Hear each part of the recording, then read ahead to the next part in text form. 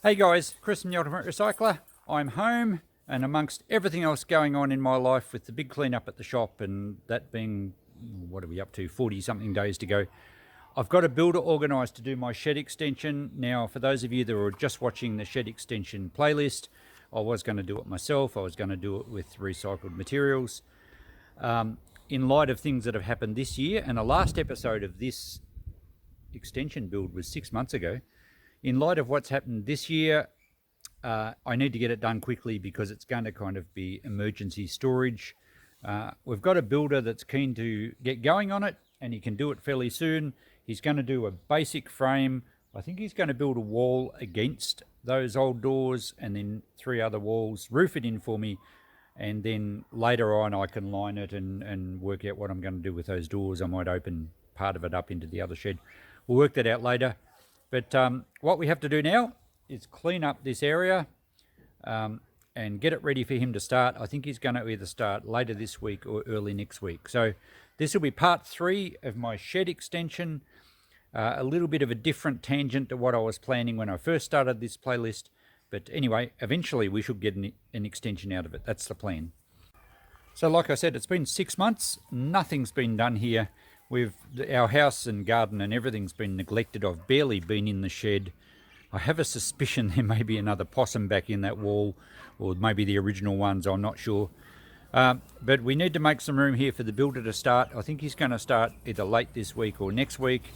Now that fig tree that I chopped out, well, in 6 months that's actually came back.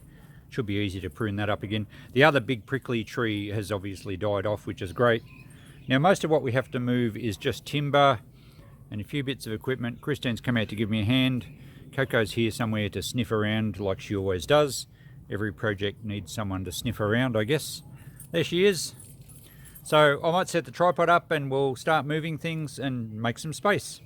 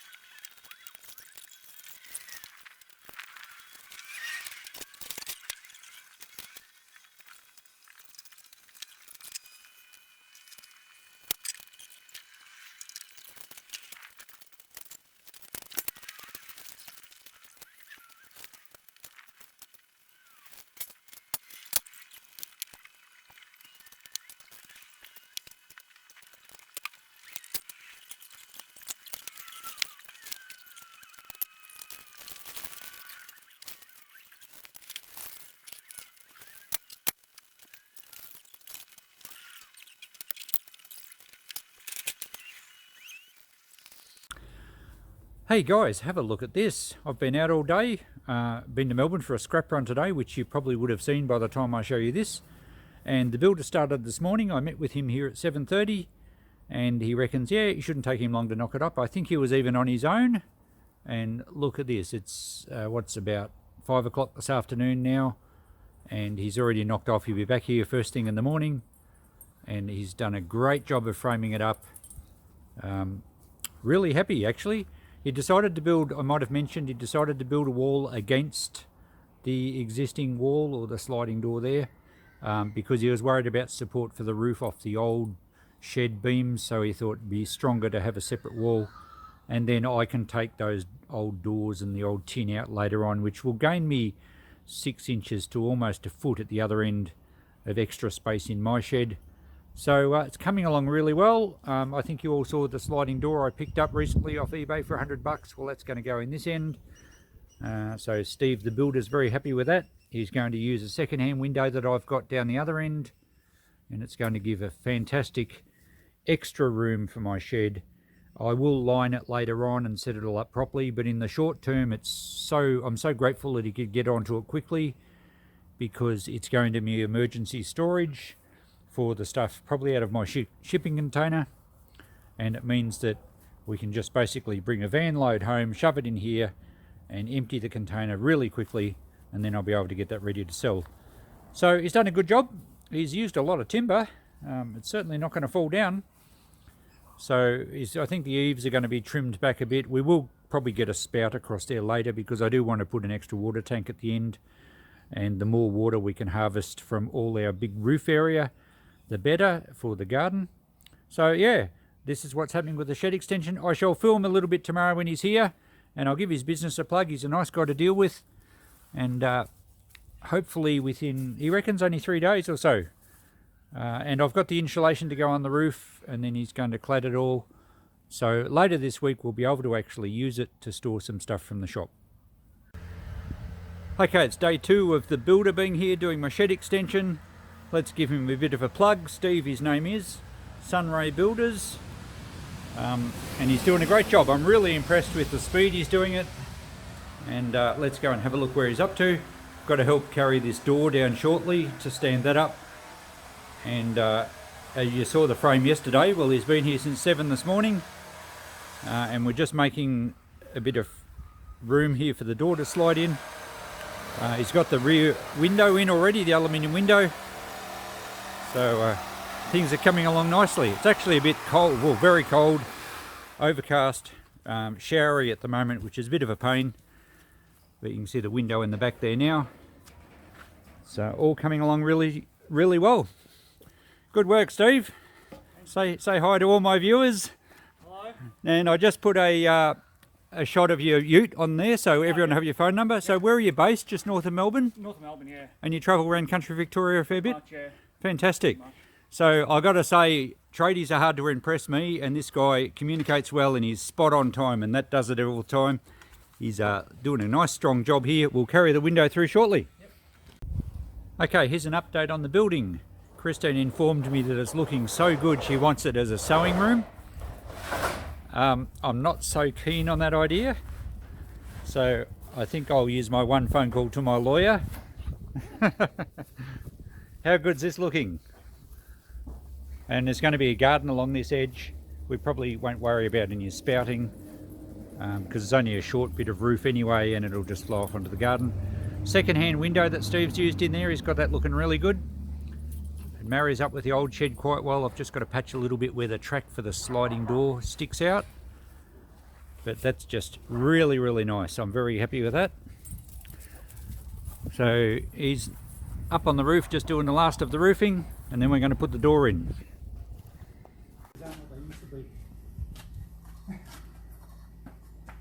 You're going to film me tripping over the hose? Absolutely.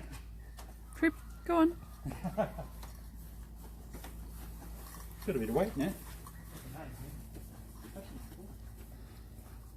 So I've got the top, haven't I? I've got the bottom. Oh, have I? With the flashing, is it? Nah, well, Oh, okay. So which way's inside? put your side down. Yep.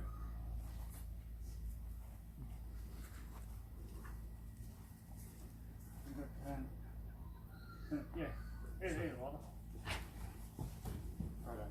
Right, you've got the heavy side, yeah? He's younger, he should have. Yeah. He's getting paid, he should do the work.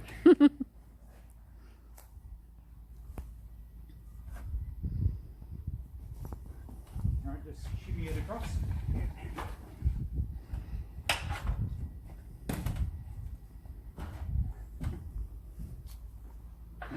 That's how it fits. Oh, maybe the concrete slab isn't level. No, it's not. Oh, it's not much, but yeah. So the frame's perfectly square, the slab isn't. You just plane a bit off the top of it, and that would be the easiest way? Yeah. You have a plane? Yeah, yeah. Yeah, alright. I might plane the timber though. Okay, let's finish the episode on the shed build up here. It's complete to lock-up stage. Steve has done the job in 2 full days and a couple of hours. Let's go inside here. Coco, settle down. Beautiful space. Second-hand window down the other end that I had here, and he's framed it up beautifully, nice and strong. I can actually now take out that wall, the tin wall behind that frame. So that will gain me nearly a foot in the other room. I think I mentioned that. We've got our insulation in the roof, so we shouldn't get any condensation. I will have to block off under the eaves there. I'll probably line it with plywood, and I'll get insulation. I find a lot of insulation in old skips, builder's skips, so we'll use all that to line it with, insulate it and then line it with ply, and I'll probably poke the ply right up to the roof. I'll cut notches for the roof beams so that it stops all the hot air going out, stops the birds coming in. But I'm very happy with it. Look, Steve did an awesome job. It's probably, I got to say, it's probably a bit over-engineered. I don't think it needed to be as strong, and those beams are fairly decent sizes and they're quite close together. But look, I gave Steve the right to just basically build a shed. He makes decisions, that's fine. And I'm happier with it being stronger. And we were chatting the other night, we might even build a deck on top of it. So it's certainly going to be strong enough. So yeah, here we go, all done. Fantastic. I can now use it for emergency storage. I'm very happy with the door I picked up. So we'll call this episode finished. I'm not going to get back here until after mid-July with all the great cleanup and everything going on. And then gradually I'll neaten up out here. There's a little bit of finishing off to do. It looks a little unfinished. I might put a fascia board across the front there. We're not worried about a spout because we're going to have a garden under this edge. There was quite a lot of timber left over, which Steve left here for me because I'll use that. So I've put it on top of my Oregon slabs and tarped that down. So I'm really happy with this shed. And the beauty is that he got it done basically in under 2.5 days at a time when I needed something in a real hurry. And it marries in nicely with my old shed. So there you go.